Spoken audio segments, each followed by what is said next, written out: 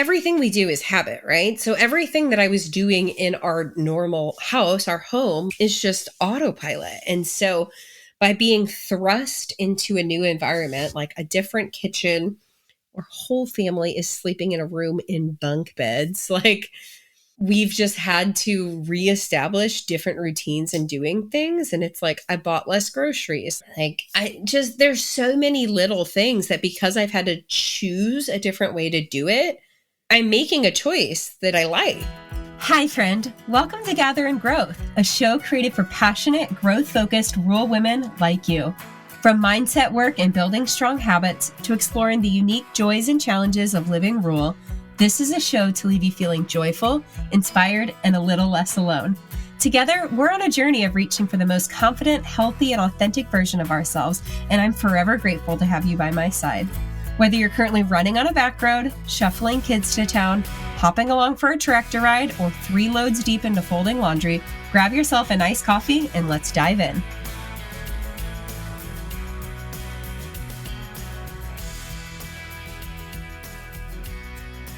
Hello, friends, and welcome back to Gather in Growth. It's been a week, y'all. It has been a week, and we are going to get into all that. But gosh, today I'm feeling so many different feelings because nearly 5 years ago, I sat down with a fellow mom in my community. And by community, I mean like greater than just like the small town we live in. I'm talking like 45 minutes away community that we're a part of, who saw a similar or a shared need for a space for kids to play and families to gather and moms to feel less alone. I got connected to her from like a friend of a friend that I had met at breastfeeding group. And we sat down for coffee and she shared her vision of bringing a children's museum to our community. And I was like, oh my goodness, I have been thinking about the same thing. I grew up in the St. Louis area. I grew up going to the Magic House and all of these great experiences for children and families. And there was nothing in our area like that. Like, we have fantastic local libraries. And other than that, there's not really a ton of places to take kids unless the weather's nice and you can go to the parks. We have great parks. But anyway, we sat down for coffee and she had created a survey and was actively sharing it with some people in her circle. And so we shared it outwards, and turns out we were so not alone in this desire. And so we jumped headfirst into starting a 501c3 nonprofit, Quincy Children's Museum, with the vision of creating this kind of space. And of course, anytime you do something on a massive scale, it has to start somewhere. So we spent the better part of a year really doing the behind the scenes work, the paperwork, the marketing materials, defining our mission and values, and getting other stakeholders on board and bringing other educators and community members to the table. And just as we were about to like launch and like really present ourselves out to the community, COVID hit. And so we took that step back to dig down even deeper and really build the foundation for a sustainable, thriving organization. And over the past couple of years, we've done hundreds of community outreach events. I think we've been to every library and park and like community organization and festival and just all over the region. We've had a pop-up at the mall for a month here or there. We've had like a really small studio space. And today we had the grand opening for a semi-permanent location because we are in the middle of a $10 million capital campaign and renovating like a 4-story warehouse downtown to be like our permanent home. But today we opened up a space downtown, and it has a tiny town and like a whole STEM play area and an art room and a baby and toddler area. And I am like flooded with emotions on how cool it is to see this in real life. I mean, it's been a real life thing for years. I've been on the board since the beginning. We've doubled and tripled our board. We have employees. We have all of these different events. But like walking in and my daughter just being able to run in and play and spending the whole day there, it was like, this is everything that I needed when I was a new mom in this area I didn't know anyone, and I was just so desperate to be in community with people. So this is unrelated to the topic of the day, but I'm just like, I feel like I got a high going on because it's just like, holy cannoli, like this was nothing. And now it is real. And even if we just stopped here, we would be meeting a huge need in our community. And we've had so many businesses and organizations and nonprofits and want to be a part of what we're doing. And to see it all come to life is like, it's just breathtaking. And then to know that this is literally not just, I don't want to discredit what it is, but this is a stepping stone to something that's even more massive. And to have been a part of it from an idea in a coffee shop, which is so cliche. I wish we had written on a napkin or taken a picture or something, to having this living, breathing space is so freaking cool. Already emotional about that in a good way, but I am coming to you on the other side of the great flood of the Russell house. LOL. Oh, where do I even begin? Okay, so I've been sharing a lot about this on my stories on social media, but by the time this episode comes out, we'll be a few weeks removed.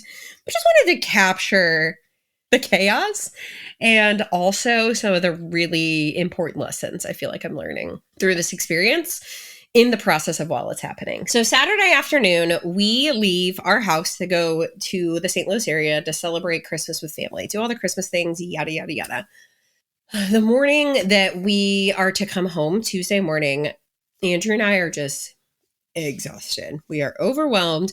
Our kids are overstimulated, oversugared, overtired. We are at our wits' end. Like, oh my goodness, we cannot wait to go home and like low-key detox and just like regain a sense of normalcy. Because the month of December, it's just, I love it, but it's a lot. And I know that you can relate to that. It's just no matter how intentional you are about boundaries and not doing all the things and making it joyful, like it's a lot. And on top of that, we have a 2-month-old. So we're like, we're just going to go home. We're going to relax. We're just going to chill out for the rest of Christmas break. And so we go out to breakfast with my grandma because, you know, that's what you do when you're home visiting your grandma. And Andrew gets a text from the water company. And it's something along the lines of, hey, there's been some suspicious activity or unusual activity at your house. Just wanted to see what was up with that. And we were like, oh, great. What does that mean? So we hop in the car. Now, mind you, we're like 2.5, 3 hours away from home. Andrew starts making phone calls and we're like kind of crossing our fingers that it's a water leak like outside of the house. We had a leak about a month and a half ago down like in the ditch in front of our house. We're like, okay, so maybe that just went haywire and now our yard is flooded, but whatever. And Andrew's like, I don't quite actually think that's the case. So we call his parents, of course, they're in town doing groceries and errands and stuff. So we call one of our friends over. He calls back, I don't know, maybe 20 minutes later. And he's like, yeah, it's in your house and it's bad. Mind you, we are like 2 hours away at this point. And like, what are you going to do? So he turned the water off, which is great. Saved us like 1,200 gallons because water company let us know that 400 gallons an hour had been escaping at our house. So we get home, come to find out, Andrew, my husband could explain this so much better, but there's a little piece on the toilet that could, like the pipe that goes into whatever. I'm sure someone knows the name for that. I don't. And I frankly don't care. But it's the little piece that connects, popped off, and 400 gallons an hour spewed out of that pipe and rained into the bathroom and then seeped into all of the bedrooms and down the hall. And then because gravity rained into the basement. There's been quite a few people on the other side of this who've been like, oh, I'm so sorry your basement flooded. I'm like, oh, no. The basement is flooded, but the whole house is actually the problem. The whole house is flooded. So at first when I walk in, I'm expecting to see like standing water and like things floating by. And upstairs, I'm like, oh yeah, the hardwood's totally wrecked. And the the carpet's a little wet, but it doesn't seem that bad. Then we go downstairs and again, there wasn't standing water except for we had this play rug with boxes with Legos in them, and all the Legos were like floating because it had rained into the boxes. But otherwise, I'm like, oh, maybe this isn't okay. We'll see. But no, just it turns out the drains in our basement worked. Hallelujah. So 38,000 gallons of water had just moved its way through our house. Thankfully, because we had the heads up about this, we dropped the kids off at the farm, which is about a couple miles away from our house. And we just put on our rain boots and went to work. And as I'm in the kids' bedrooms, I'm like, oh, yeah, this is actually worse than I thought. Anyway, we were so blessed. We worked with Clean Restoration at the recommendation of our insurance agent, and they were incredible. They were there so fast. They had a team of like, I don't even know, 8 people there immediately, helping like, survey to see what's all going on. And guys, when I tell you, it was such a mess. It was such a mess. So we did what we could that night, and then we just went back to the farm to even just wrap our heads around what in the world the next couple of days were going to look like. So when we get back the next day, they're like, yeah, so everything is so saturated. We're not sure if we can salvage the floor joists or not. So we're not just talking about the tile and the hardwood and the carpet and the subfloor, but like, guys, if the joists can't be salvaged, that's like literally rebuilding the entire upstairs of our house. And at that point, they didn't know what walls we were going to have to remove. Like everything was just such chaos, so wet. There was so much water that they were like, this does not look good. So we were like packing up the stuff in the kids' bedrooms because, there's just like stuff everywhere. We're trying to dry things out. We're trying to move stuff out so they can get the floor out.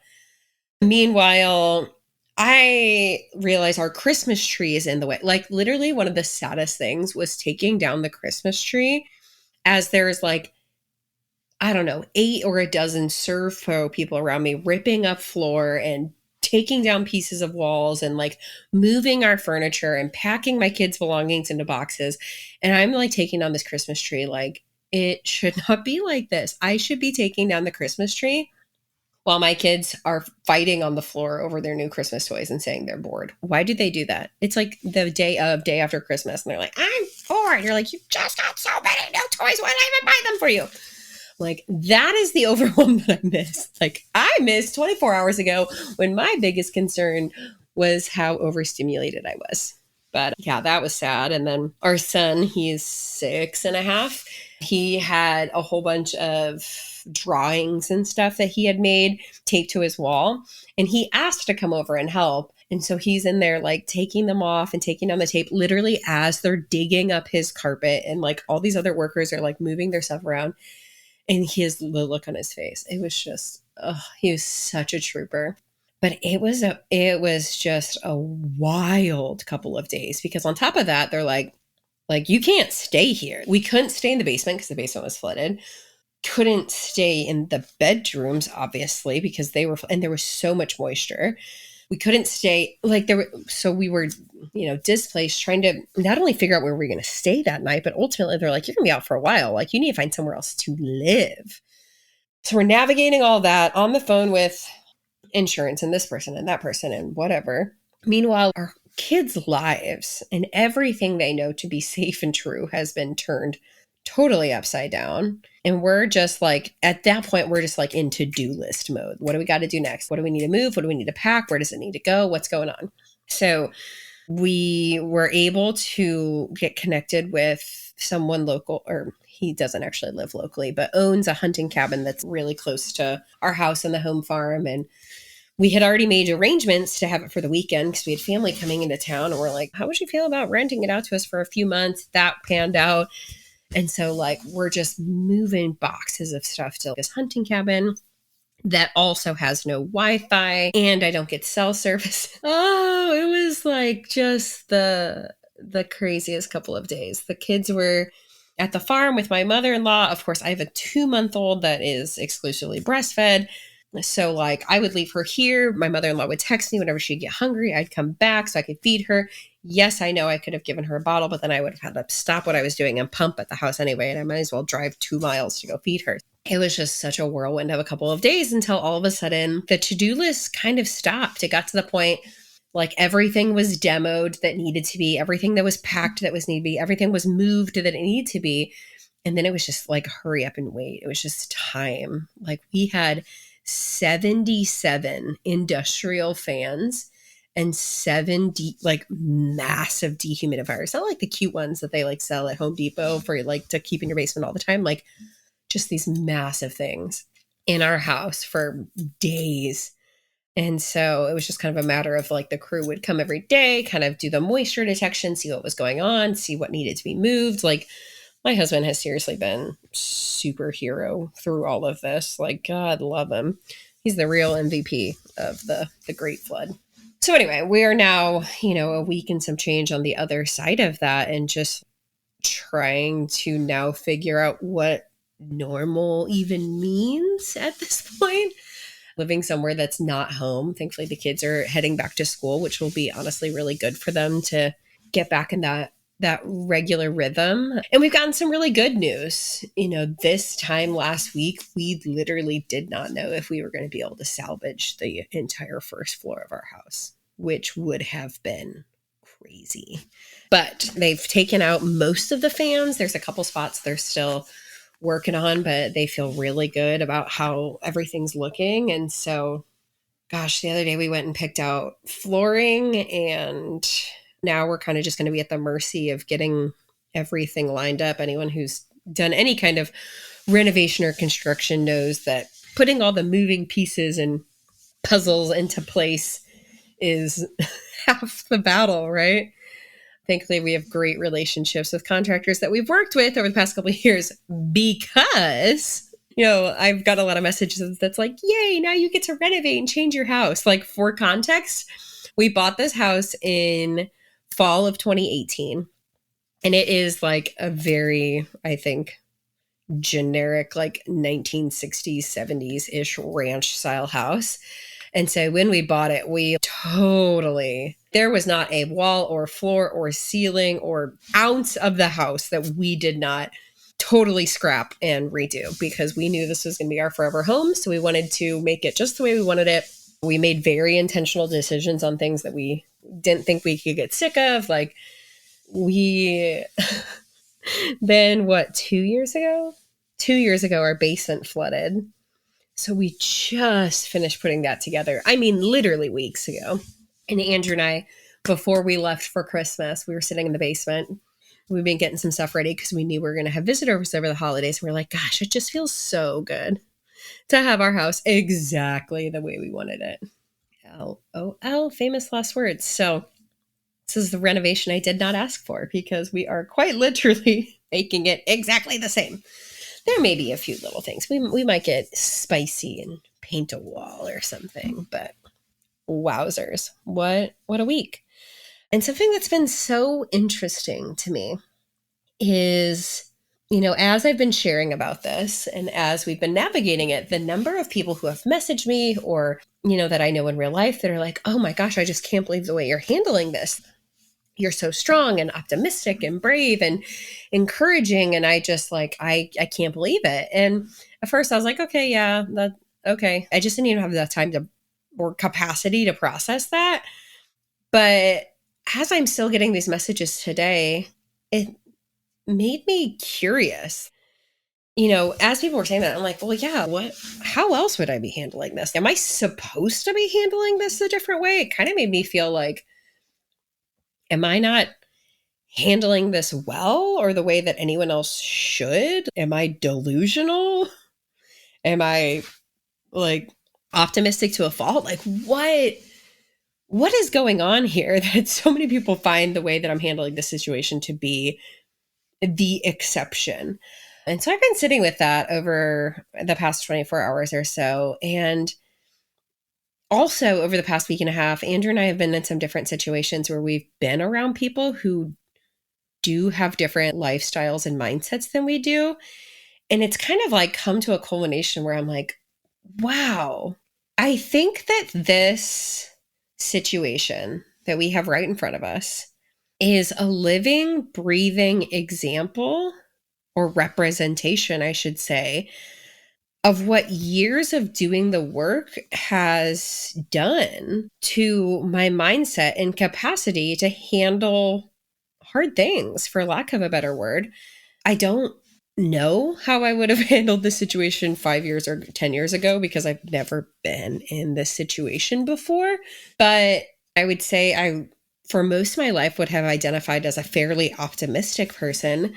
But I think that as topsy-turvy as this week has been, as upside down as our lives are, as many unknowns and crises that are on the table, Andrew and I have said it like, yeah, it's horrible and it's been hard, but at the end of the day, it's just another day. And so, what choice do we have other than to keep moving forward? Because the alternative to that feels even harder.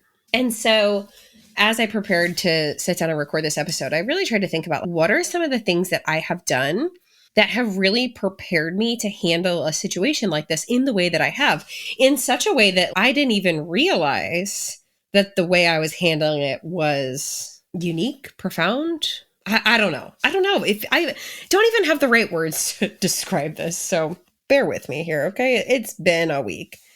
And I think just in general, when it comes to the way that I've nurtured my mindset, I think back to the beginning of my personal growth journey in 2019-ish and how hard I have worked to practice intentional gratitude and like that appreciation for looking for blessings. And, people have said, oh, you're just like finding the bright side so easily. And I'm like, well, yeah, like this is really hard, but there's good stuff in every day. Even on the hardest day that I've ever had, there has been blessings, but maybe that hasn't always come naturally to me. I think my gratitude practice, that routine and rhythm of writing down 5 or 10 things that you're grateful for every single day, and not big generic things like health or family or my house, although I will forever have my house, a gratitude for my house in a different way than usual.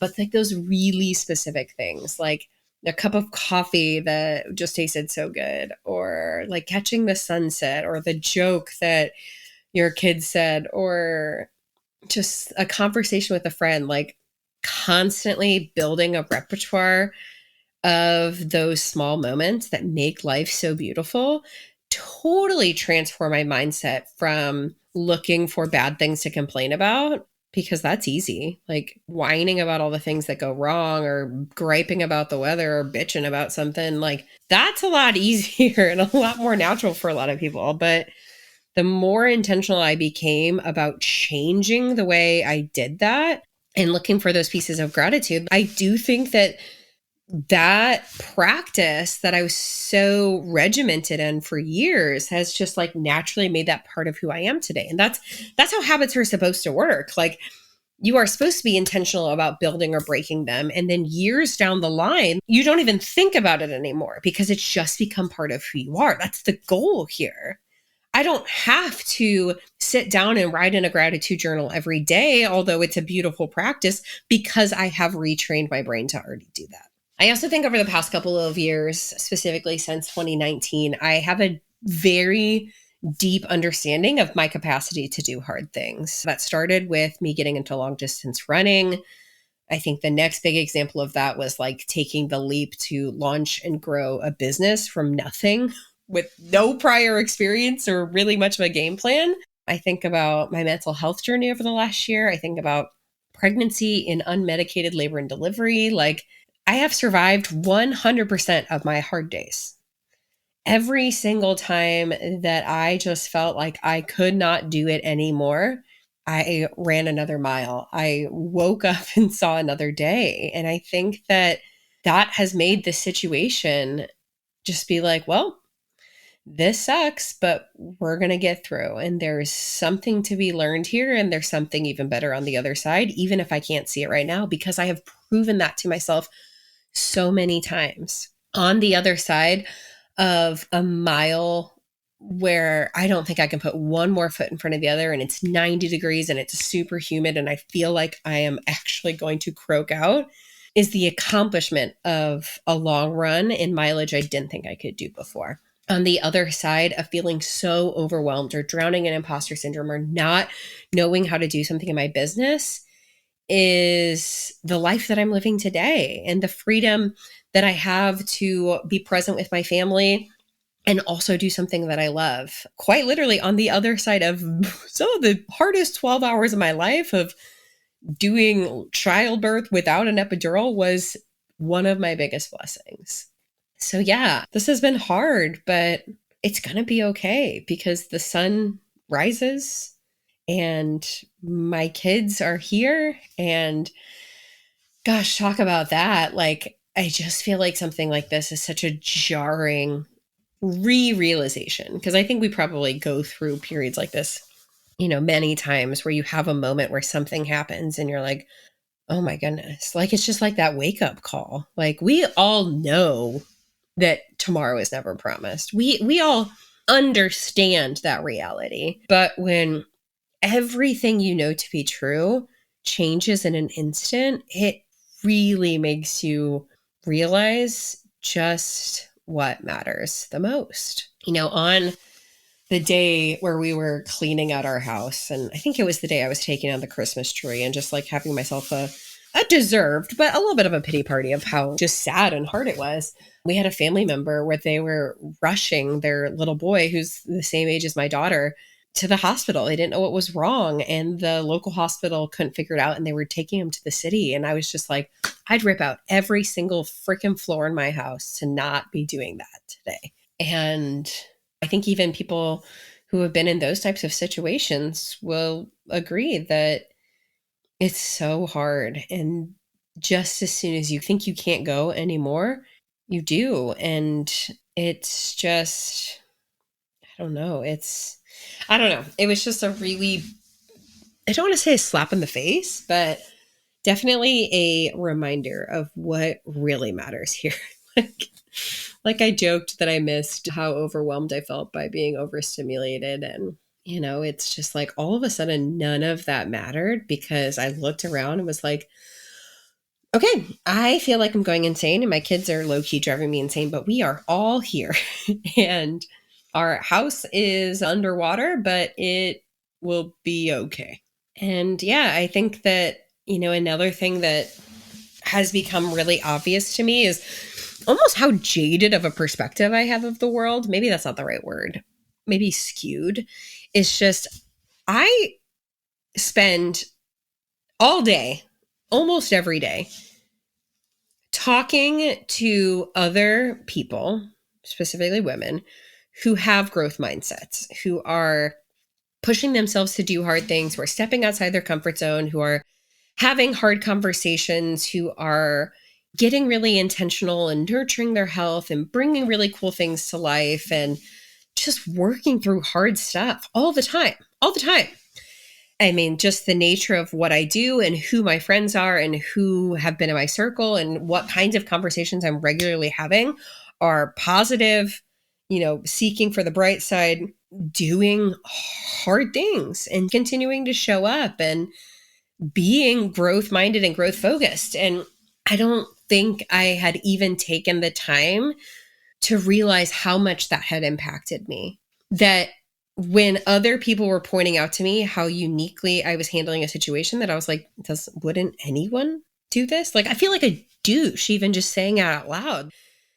But I think that it is such a powerful representation of what happens when over time you continue to put yourself in situations and continue to surround yourself with people who are growth minded, who can do hard things, who look for positives and pieces of gratitude and blessings more than dwelling on negativity, who are healing, who are physically, mentally, and emotionally healthy and strong, who are nurturing their physical, mental, and emotional health. Like, that matters. That makes a really big difference. And I have no doubt in my mind that that is at play in helping me be able to handle the past week the way that our family has. And honestly, my husband's in the same boat as I am. Like, I know that I need to record a podcast episode about this. I need to rope him into it, just how much we have changed as people and how much our marriage has been impacted and how much our family has changed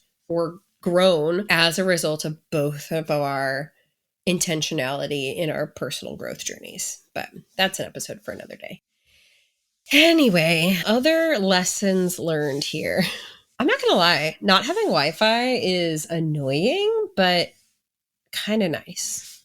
One thing that I have been aware of and trying to figure out how to navigate for a while is my use on social media, because obviously it is my business, like part of my business. It is how I connected with you. It is how I continue to connect with people. It is the lifeblood of this community and like bringing people into this conversation. But it also goes from like work to scrolling really fast. And not all of the time I spend on social media is productive. In fact, small percentage of it. And so there's like a spot in the cabin where I can upload an Instagram story and send a text message. That's pretty much the extent of it. And it's been nice. Now, I will say it's also massively inconvenient that we don't have Wi-Fi because I have an online business and kids that were home on Christmas break and a 2-month-old. Oh, and it's launch week for Micromind and Mastermind. So it's in addition to everything else, like it's a week I really need to be on and like I have a lot to do. But it has also shown me like I don't think I need to do as much as I thought I needed to do, because I have had to work in small pockets of time when I can be somewhere with Wi-Fi or when my kids can be, entertained elsewhere. In the absence of being able to work anytime or being able to do anything, I have had to get really clear on what is the best way for me to use this time?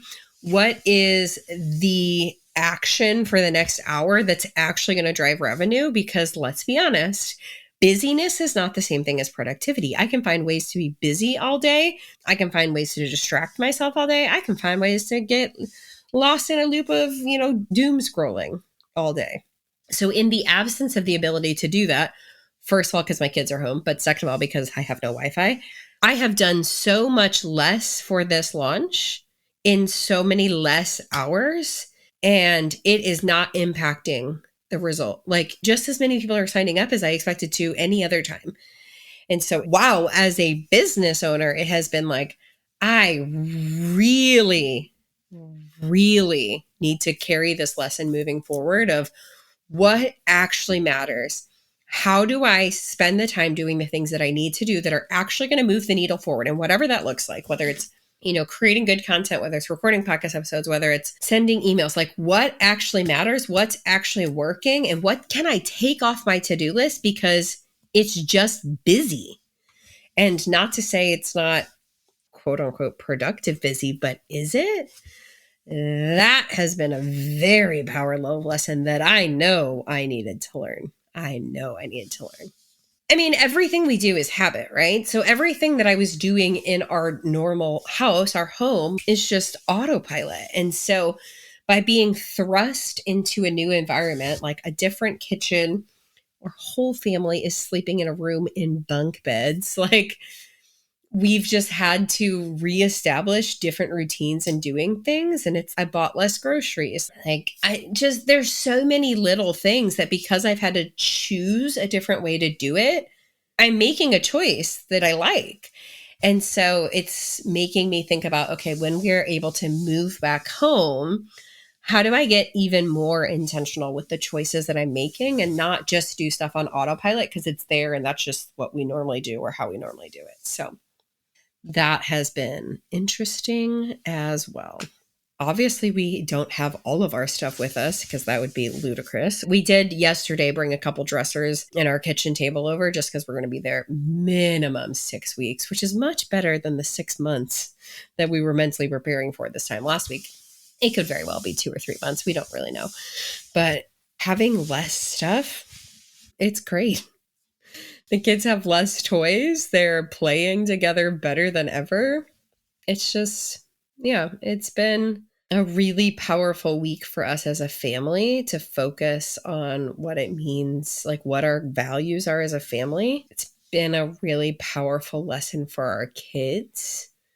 The other day, Andrew was over at the house with the restoration crew and they were moving fans around and the big kids were playing. I was snuggling baby. She was sleeping. And my oldest spilled some ice on the floor. Like he tried to get ice out of the freezer for himself, which was awesome. Spilled some ice on the floor. And I was like, okay, well, go clean it up. Like I'm happy, I'm sitting here with the baby. Go take care of it. So he kind of tried, and then he came over and he threw himself on the couch. He's like, it's hard. Every time I do something, something else slips and I can't pick it up and blah, blah, blah. And I was like, yeah, well, Russia's figure it out. Oh, that became a tagline somehow.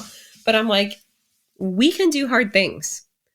We can do hard things. When Daddy was over at the house last week pulling up carpet, he wasn't throwing himself on the floor because it was hard and because it was overwhelming and because he didn't know how to do it and because he didn't know what the outcome was going to look like. He put his head down, got to work, and did it, even though he didn't want to, even though it was frustrating, even though it was sad, even though every time he did something, something else bad was around the corner. He just did it. And now the job's done. And you watched him do that.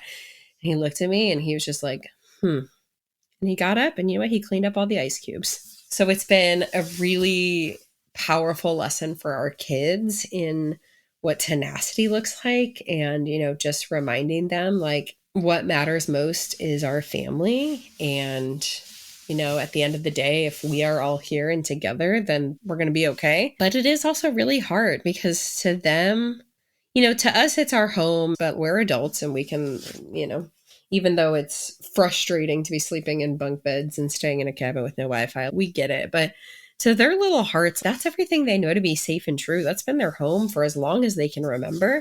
And so it's been a struggle for them on their front. But even my daughter now says, Mommy, what's the best part of the flood?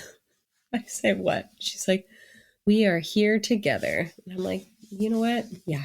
She goes, but I wish the flood never happened. And I'm like, yeah, that's also true.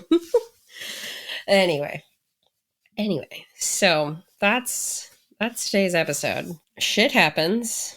Things we could never predict, we never see coming, we did not ask for.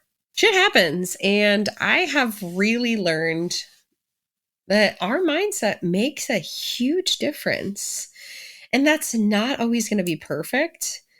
But I really do have to give myself some credit for the work that I've put in over the past couple of years in my personal growth, in my mindset, in therapy, in the people that I'm around, in the way that I'm just nurturing the way I want to show up on a daily basis and the way I want every day to feel. That's what got us through this week. That's what has made us be like, yeah, it's been a week, but at the same time, it's just another day. And there will be another day tomorrow, and it's all going to be all right. It sounds crazy.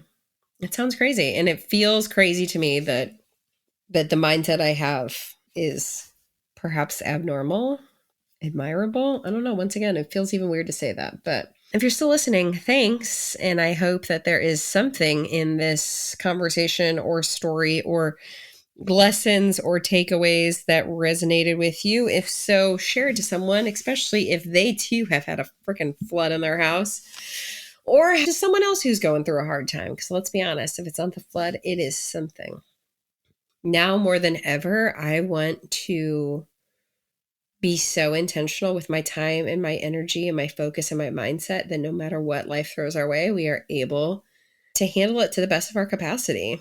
And that's not to say that it will be easy or there won't be moments of sadness or frustration or anger, but it's building that elasticity to bounce back to a homeostasis that feels good faster than you would otherwise. With that being said, I am so forever grateful for you. I am so grateful for all of the messages and support you've been sending me and our family through this time. It really has been. It has been a wackadoodle, but your prayers and your love has been felt and really deeply appreciated.